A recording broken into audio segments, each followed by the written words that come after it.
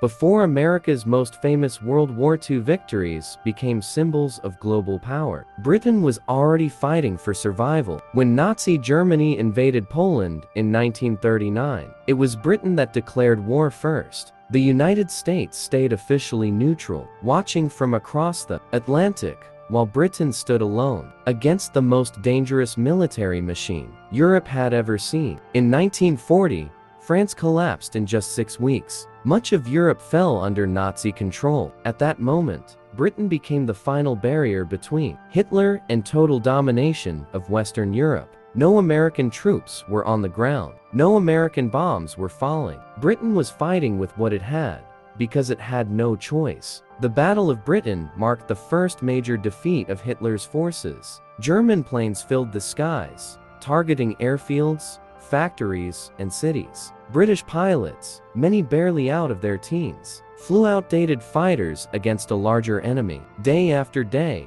they rose to defend their island. If Britain had lost this battle, there would have been no safe base for any future American invasion of Europe. While America debated involvement, British sailors were dying in the Atlantic. German U-boats hunted supply ships relentlessly. Britain depended on these convoys for food, fuel, and weapons. Thousands of merchant seamen were killed long before the U.S. Navy officially entered the war. These dangerous routes later became the same supply lines that supported American forces, but Britain paid the early price. On land, British troops fought Axis forces across North Africa. From Egypt to Libya, they battled to protect the Suez Canal, one of the most critical lifelines of the war. These campaigns weakened German and Italian armies years before. American soldiers arrived in large numbers. By the time the U.S. entered North Africa in 1942, Britain had already been fighting there for over 2 years. Even the intelligence war began with Britain. British codebreakers cracked the German Enigma code, secretly reading enemy communications. This intelligence saved countless lives and shaped Allied strategy. When the United States joined the war, it stepped into an intelligence network Britain had already built under constant threat of destruction. This is not a story about diminishing America's role. It is about understanding the full picture. America's famous victories were built on a foundation laid by years of British resistance. Britain fought when defeat seemed certain, when help was far away, and when surrender might have seemed easier. Before the world saw American landings and liberation, Britain held the line. Without that stand, history would have ended very differently. When the United States officially entered World War II after Pearl Harbor, Britain had already spent over 2 years fighting a global war. By 1941, British forces were exhausted, stretched thin across Europe, Africa, the Atlantic, and Asia. Yet this long resistance shaped the battlefield America would later step onto. One of the clearest examples is North Africa. Long before American troops landed, British forces had fought brutal campaigns against German General Erwin Rommel. The British 8th Army absorbed repeated blows, learning hard lessons about desert warfare, tank combat, and logistics. These lessons were paid for in blood. When American forces arrived, they entered a war zone already weakened and mapped by British sacrifice. The same pattern appeared in the air war over Europe. Years before American bombers filled the skies, Britain had begun bombing German industry. Early British missions suffered heavy losses, forcing tactical changes that later benefited American air strategy.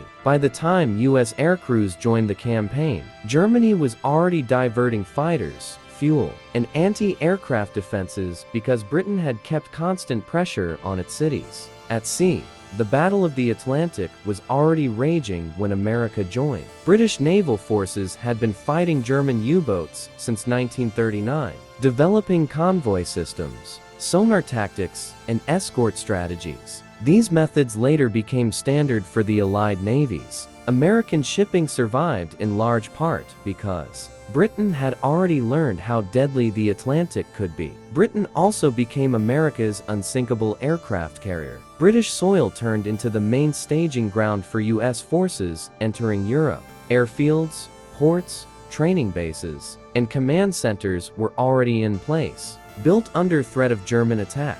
American soldiers trained on British land, flew from British skies, and prepared for invasion while British civilians lived under rationing and bombing. Even technologically, Britain moved first. Radar stations along the British coast provided early warning systems that changed modern warfare. These systems protected Britain during the Battle of Britain and later became essential to Allied operations. When American forces adopted radar, they were using technology Britain had already tested under fire. The public memory of the war often begins with American landings and liberation. But history does not start at the moment of arrival. By the time America fought its first major battles in Europe, Britain had already delayed, damaged, and drained Nazi Germany for years. This reality does not lessen American courage or achievement. Instead, it shows how victory was made possible. Britain fought when allies were gone, when defeat felt inevitable, and when survival itself was uncertain. As the war moved closer to liberation, many of America's most famous victories were built on groundwork Britain had already laid. D-Day is remembered as an American triumph, but the reality is more complex. Britain had been planning an invasion of Europe since the fall of France. British commandos carried out early raids, testing German defenses along the coast. British intelligence mapped beaches, studied tides, and gathered local resistance reports years before the landings. When the invasion finally came in June 1944, British forces landed alongside Americans from the very first hour. British and Canadian troops secured key beaches, captured ports, and protected the flanks that made the American advance possible. Without those actions, the landings could have collapsed under German counterattacks. The deception that fooled Hitler into expecting an invasion at Calais was largely a British operation. Fake armies, false radio traffic, and double agents misled German intelligence. This deception kept enemy divisions away from Normandy, reducing American casualties and increasing the chances of success. It was a quiet victory that saved thousands of lives. In Italy, British troops had already been fighting for nearly a year before the US made major advances. From Sicily to Monte Cassino, British units faced brutal terrain and fortified positions. These campaigns tied down German divisions that might otherwise have been sent to crush the Normandy invasion. While attention focused on France, Britain kept pressure on the enemy from the south. The air war tells the same story. Long before American daylight bombing dominated headlines, British night bombers forced Germany to defend its cities around the clock. Factories, rail yards, and oil facilities were under constant attack. This strain weakened German production and morale. Before American forces delivered their most visible blows, even at the highest level of command, Britain carried enormous responsibility. British generals, planners, and logisticians coordinated massive multinational operations. Ports were rebuilt, roads reinforced, and supply chains protected. These systems did not appear overnight. They were the result of years of British wartime experience. After victory, the story simplified. American power dominated the post-war world, and American victories became symbols of freedom. Britain, exhausted and economically broken, faded from the spotlight. Yet the war had been fought long before the cameras arrived. This is not about rewriting history. It is about completing it. America's success in Europe rested on Britain's refusal to surrender. In the darkest years, Britain fought when defeat seemed unavoidable, when cities burned, and when allies were gone. By the time America won its most famous battles, Britain had already paid the cost of keeping the war alive. As Allied armies pushed deeper into Europe, the imbalance in public credit became clearer. American strength was undeniable, but much of Germany's collapse was accelerated by pressures Britain had applied for years. By 1944, the German military was already overstretched, fighting on multiple fronts, with shrinking resources and exhausted manpower. Britain had played a major role in creating that exhaustion. On the Eastern Front, the Soviet Union carried the heaviest fighting, but Britain ensured Germany could never fully concentrate there. British bombing campaigns forced Germany to keep large numbers of aircraft, anti-aircraft guns, and experienced pilots in the West. Every fighter defending Berlin or Hamburg was one less facing Soviet advances. This indirect pressure saved Allied lives across Europe, including American ones. Britain's naval power continued to strangle German supply lines. Even late in the war, British ships hunted U-boats, protected convoys, and ensured that Allied armies never ran out of fuel or ammunition. Logistics decide wars, and Britain had mastered logistics under fire long before. America mobilized at full strength. In Western Europe, British and Canadian armies played a decisive role after D-Day. They fought some of the hardest battles in Normandy, including Caen, where progress was slow and casualties were high. These battles pinned down elite German armored divisions, preventing them from launching large-scale attacks against American forces breaking out from Normandy. While headlines celebrated rapid advances, Britain absorbed the enemy's strongest resistance. The same pattern continued in the Netherlands and Belgium. British-led operations aimed to open ports and shorten supply routes. Operation Market Garden, often remembered as a failure, still tied down German forces and exposed the limits of Germany's remaining strength. British troops fought street by street, often in flooded terrain, to keep pressure on a retreating enemy. As the war ended, American forces entered Germany from the west, meeting an opponent already weakened by years of attrition. German cities lay in ruins, transportation networks were shattered, and fuel shortages crippled movement.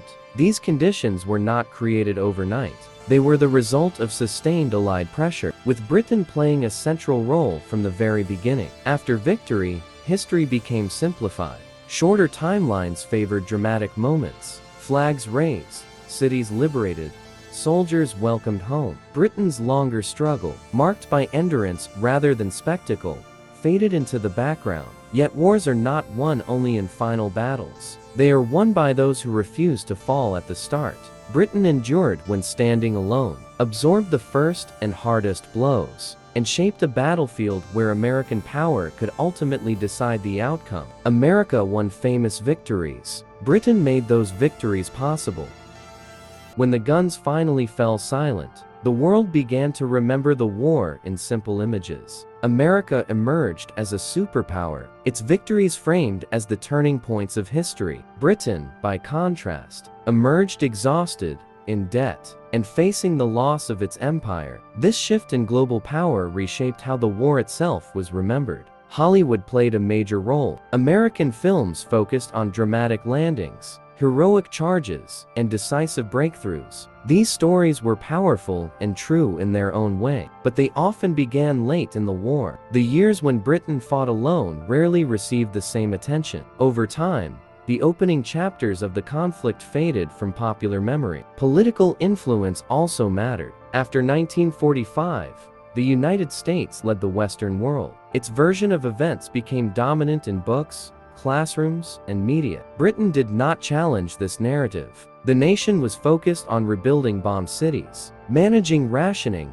and redefining its place in a changing world. Memory became a luxury Britain could not afford. Yet beneath the simplified story, the facts remain. Britain declared war first. Britain fought when allies had fallen. Britain held the skies, the seas, and key territories long before American troops arrived in Europe. These actions shaped every major victory that followed. This does not reduce America's sacrifice. Over 400,000 Americans died in World War II.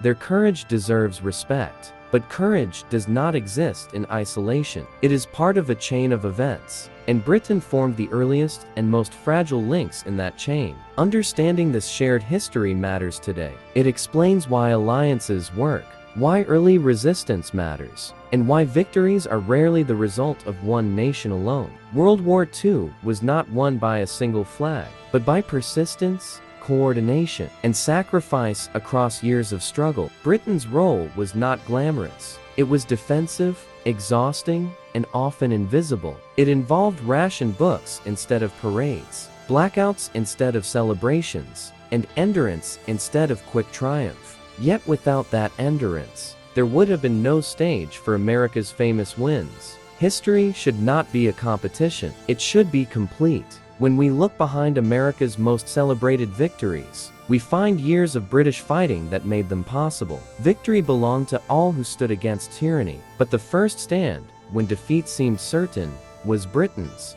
Looking back at World War II with distance and honesty, one truth becomes clear: timing shaped memory. America entered the European War when the tide was beginning to turn. Britain entered when defeat looked almost certain. That difference changed how history was told. In 1940 and 1941, Britain faced the full weight of Nazi Germany without the reassurance of inevitable victory. Cities were bombed nightly. Resources were scarce. Every decision carried the risk of total collapse. Britain fought, not knowing if help would ever arrive. That kind of war leaves fewer dramatic moments and more quiet acts of endurance. By contrast, when American forces arrived in strength, they did so with overwhelming industrial power. American factories produced ships, planes, tanks, and supplies on a scale the world had never seen. This power was decisive, but it was only effective because Britain had survived long enough to make its use possible. Britain provided more than bases and battlefields. It provided continuity. British commanders, intelligence officers, and planners carried years of combat experience into joint Allied leadership.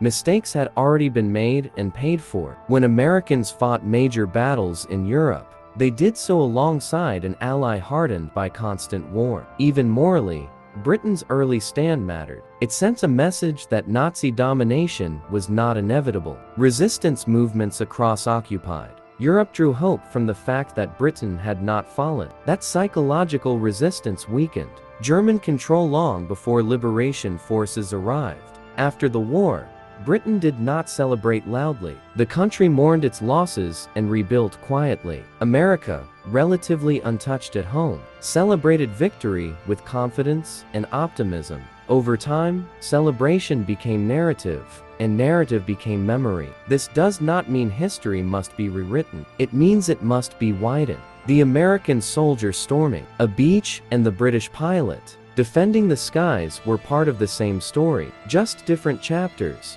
One chapter was louder, the other lasted longer. Understanding Britain's role does not take glory from America. It restores balance. It reminds us that wars are won not only by decisive blows, but by those who refuse to fall when standing alone. Behind America's famous wins were years of British fighting in the air, at sea, on land, and at home. Years when survival itself was victory. When the world remembers World War II, it should remember not just who finished the fight, but who kept it alive when it almost ended.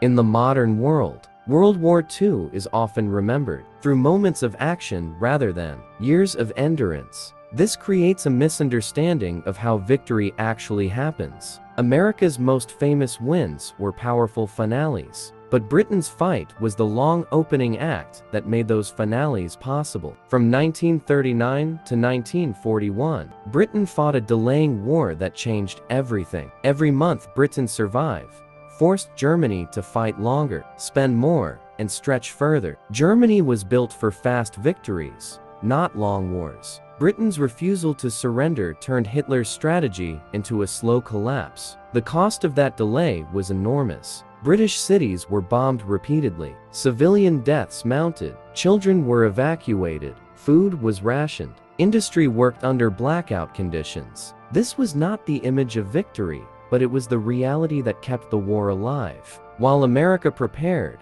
Britain endured. Even diplomatically, Britain carried the burden early. British leaders worked to keep resistance alive across Europe, supported governments in exile, and coordinated with underground movements. These efforts weakened Nazi control long before Allied armies arrived. When American forces landed, they entered countries where resistance had already been sustained by years of British support. The war at sea again tells the deeper story. British shipyards replaced losses faster than Germany could sink them. British sailors accepted casualty rates that would later shock the world. Control of the Atlantic was never guaranteed.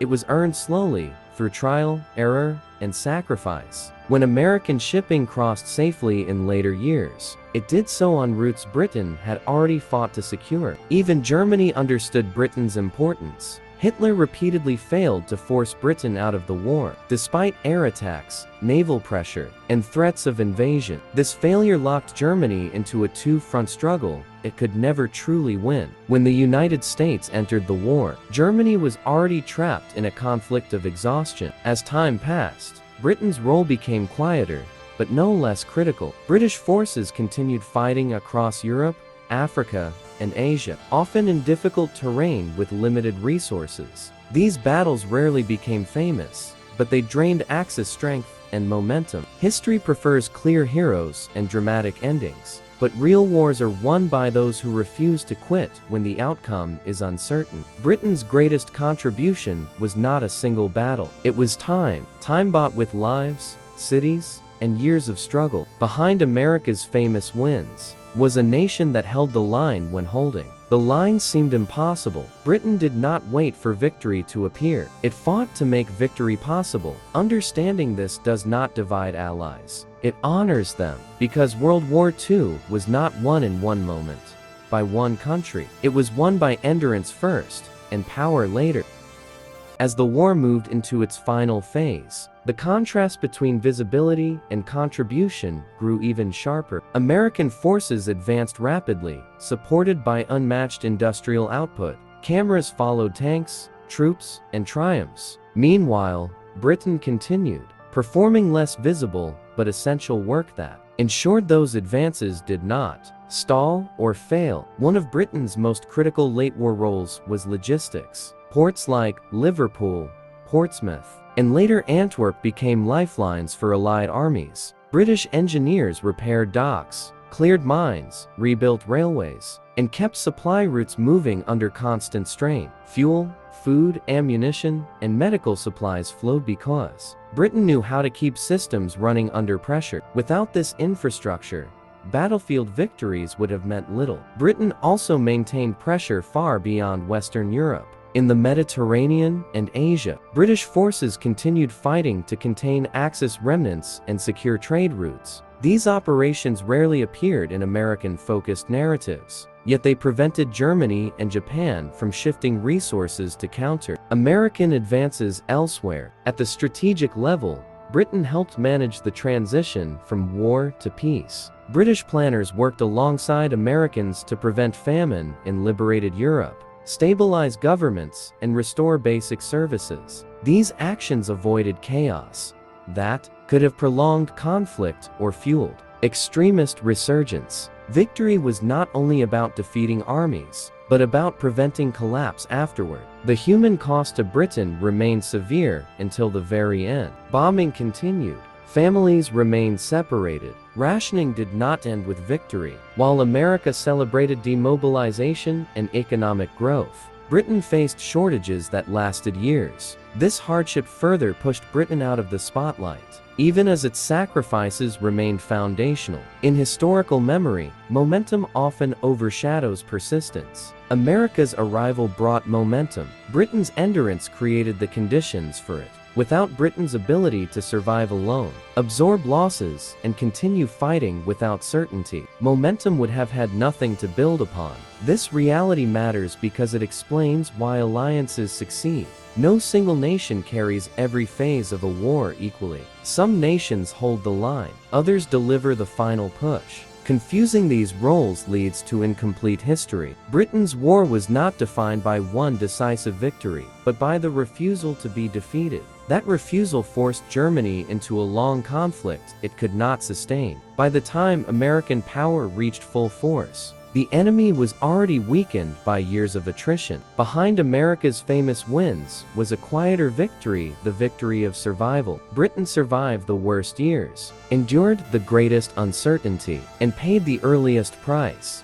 In the decades after World War II, memory slowly hardened into myth. The myth was simple: America arrived, fought, and won. The reality was longer, harder, and far more shared. Britain's role did not fit neatly into a story built around decisive moments. so it became background noise rather than the opening movement it truly was. Education played a role in this shift. In North America, World War II was often taught from the point of US entry onward. Earlier years became brief introductions rather than central chapters. Britain's solitary stand, its losses, and its early victories were compressed into a few lines, even though those years shaped everything that followed. Media reinforced this imbalance. Photographs of American landings, tank advances, and liberated cities became iconic. British battles were often defensive, fought at night, at sea, or in the air, where cameras were rare and outcomes less dramatic. Endurance does not photograph as easily as breakthrough, yet the facts remain unchanged. Britain fought continuously from the first day of the war in Europe until the last. Britain never surrendered, never made peace, and never stopped resisting. That continuity mattered. It denied Germany the freedom to reorganize, recover, or fully exploit early victories. Even economically, Britain carried enormous strain. The nation redirected nearly all its resources to survival. Civilian life became part of the battlefield. Factories ran under threat. Homes doubled as shelters. This total commitment kept the war alive at a moment when collapse would have changed the entire global outcome. For American audiences, recognizing this history does not weaken national pride. It strengthens it. It shows that America did not fight alone and did not win alone. It shows that when America entered the war, it joined a fight already sustained by extraordinary sacrifice. The partnership between Britain, America, and Canada became one of history's most effective alliances because each brought different strengths at different times. Britain brought endurance. America brought scale. Together, they brought victory. Understanding Britain's role also explains why early decisions matter. Standing firm in the darkest hour can shape outcomes years later. Britain's stand in 1940 echoed through Normandy, Paris, and Berlin. Behind America's famous wins lies a deeper lesson. Wars are not decided only by who finishes them, but by who refuses to let them end in defeat. Britain refused. That refusal carried the world forward until others could join. History is clearest when it is complete, and a complete history of World War II shows that. Before America won the war's most famous battles, Britain fought its longest and most uncertain fight. When World War II is viewed as a complete story, not a highlight reel, its meaning becomes clearer. Victory was not a sudden moment of triumph. It was a long chain of resistance, sacrifice, and coordination. Britain's role sits at the beginning of that chain, carrying the weight until others could strengthen it. In 1939 and 1940, Britain faced a future where defeat was not just possible, but expected by many. Military analysts predicted collapse. Politicians prepared for invasion. Civilians prepared for loss. Yet Britain did not break. That decision alone reshaped global history. A Europe without British resistance would have left America facing a far more powerful enemy, across a far wider battlefield. By the time American forces entered the European war in full strength, the conflict had already been defined by British endurance. Germany had failed to destroy Britain from the air, failed to starve it at sea, failed to intimidate it into surrender. Those failures mattered as much as any later battlefield success. America's famous wins were re-earned and decisive, but they were also possible because Britain ensured there was still a war left to win. Britain kept open the Atlantic routes. Britain provided the launch point for liberation. Britain absorbed losses when replacement was uncertain. Britain fought without guarantees. For American and Canadian audiences, this perspective does not change who won the war. It changes how the war was won. It reminds us that power alone is not enough. Survival, patience, and resolve are equally decisive. Britain's contribution was not one dramatic breakthrough. It was continuity. Day after day, year after year, Britain remained in the fight. That continuity allowed alliances to form, industries to mobilize, and strategies to mature. Without it, later victories would have been impossible. History often celebrates those who arrive at the moment of decision. It should also honor those who stand firm when no decision is yet visible. Britain stood firm in the longest nights of the war, when defeat seemed closer than victory. Behind America's famous wins was a nation that fought first, fought longest, and fought without certainty. Britain did not claim the spotlight. It held the line. Understanding this shared history deepens respect on all sides. It honors American bravery without erasing British sacrifice. It shows that the greatest victories are rarely achieved alone. World War II was not won in one landing, one battle, or one year. It was won because Britain refused to fall, and America had the strength to finish what endurance began. In the end, World War II was not decided by a single nation's strength, but by the order in which nations carried the burden. Britain carried it first. For years, it stood in a war where survival itself was uncertain, where defeat would have reshaped the entire modern world. That early burden is easy to forget, because it did not end the war. It only kept it alive. Britain's greatest victory was not a conquest. It was refusal. Refusal to surrender after France fell. Refusal to negotiate after cities burned. Refusal to accept that power alone decides history. That refusal forced Nazi Germany into a war of time, resources, and endurance. It could not win. When America entered the European war, it brought momentum, scale, and decisive force. That force mattered enormously, but force needs direction, bases, intelligence, and time. Britain provided all of them. Britain provided the runway from which victory took off. For American and Canadian audiences, this understanding adds depth, not doubt. It shows that Allied victory was layered. Britain absorbed the first shock. The Soviet Union broke the enemy's core strength. America delivered overwhelming power at the decisive moment. Remove any one of these, and the outcome changes. Yet history often favors the final act. The closing scenes are clearer, louder, easier to remember. The opening act, full of uncertainty and sacrifice without applause, fades quietly into the background. Britain's war lived in that opening act. The men and women who fought in the skies of 1940 did not know Normandy would come. The sailors who crossed the Atlantic in 1939 did not know reinforcements would arrive. The civilians who endured bombing did not know victory was guaranteed. They fought anyway. That is the part of the war that deserves remembrance. Behind America's famous wins lies a truth that strengthens the Allied story, rather than divides it. Victory was built in stages. It began with endurance before it ended with triumph. Britain did not win the war alone, but without Britain's early stand, the war could not have been won at all. This is not about taking credit away. It is about placing credit where time often erases it. It is about recognizing that history moves forward, because someone stands when others cannot. When we look behind the headlines, behind the famous victories, we see a nation that fought when fighting seemed hopeless. That fight changed everything that followed. World War II did not reward those who fought first with fame. It rewarded those who emerged strongest at the end. That is why memory leans toward America. But history, when examined honestly, tells a deeper story.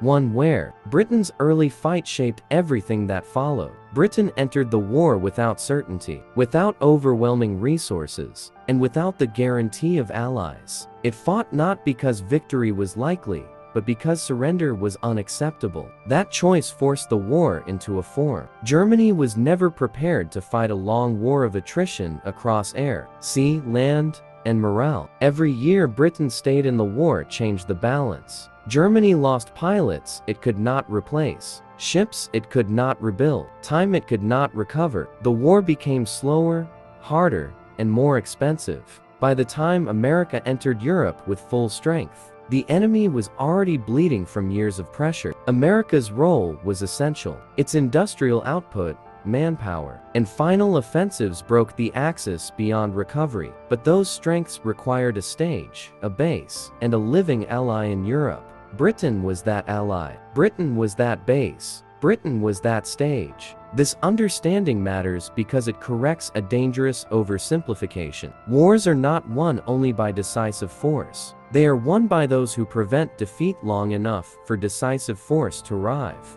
Britain prevented defeat at the moment when defeat would have been final. For American and Canadian audiences, this truth does not reduce pride. It adds meaning. It shows that Allied victory was not accidental nor inevitable. It was built step by step, sacrifice by sacrifice, year by year. Britain's war was fought in the dark under blackout skies, behind closed borders, and without applause. It was fought by pilots who knew they were outnumbered, sailors who knew they were hunted, civilians who knew the bombs would return tomorrow. They endured anyway. When the war ended, Britain did not celebrate loudly. It rebuilt quietly. Its reward was not dominance, but survival. Yet survival was the most important victory of all, because it allowed every other victory to happen. Behind America's famous wins lies this final truth. Power decides wars only after endurance makes power usable. Britain provided that endurance. Britain held that door. It was a story of one.